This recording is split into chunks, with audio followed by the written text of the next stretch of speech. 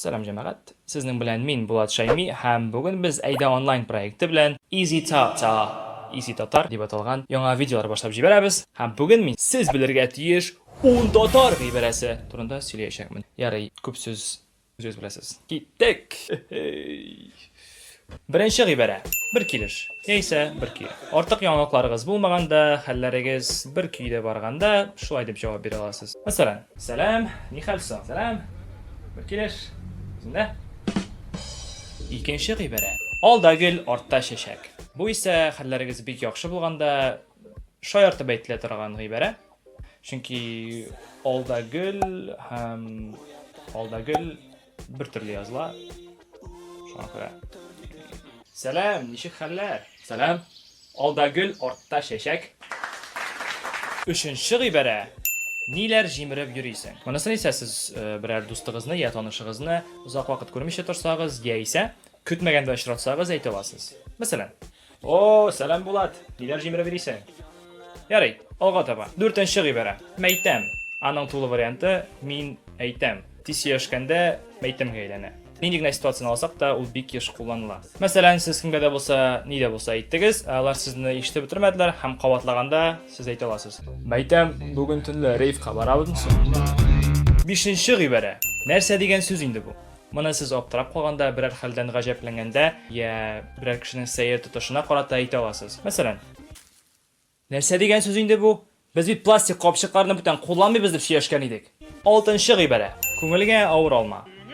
Ayya, Haydarbek ishonchirlavuncha ko'ngilingga og'ir olma, turmush tugul olsa olma. Haliga g'ibarani siz tushunkilikka berilgan bir kishiga ayta olasiz. Ko'ngilingga og'ir olma senani, G'alimjon. Dunyoda bitmagan bit boshqa qizlar. Aning ko'ngling yo'qaning butan. Sen shuni anglaysanmi, yo'qmi? 7-chi g'ibara. Alloh buyursa. Tez yillamda ol Alloh bersa deb qisqartirilib aytiladi. Mana tatarlar musulmon bo'larak o'zlarining kelajak planlari to'g'risida esa nida bo'lsa bo'lajagina umidlanuvlarini ko'rsatish uchun qo'llanadi. Masalan, plastik toyoqlarni qog'ozga olishtirirlar Alloh bersa. 8-chi g'ibara. Bo'la turgan hal. Bu g'ibarani siz shulay nida bo'lsa tinchlantirir, yuvatirish uchun qo'llana olasiz. Masalan, "Yari, qayg'urma. Bo'la turgan hal. Menda bir yo'l tuza olmadim.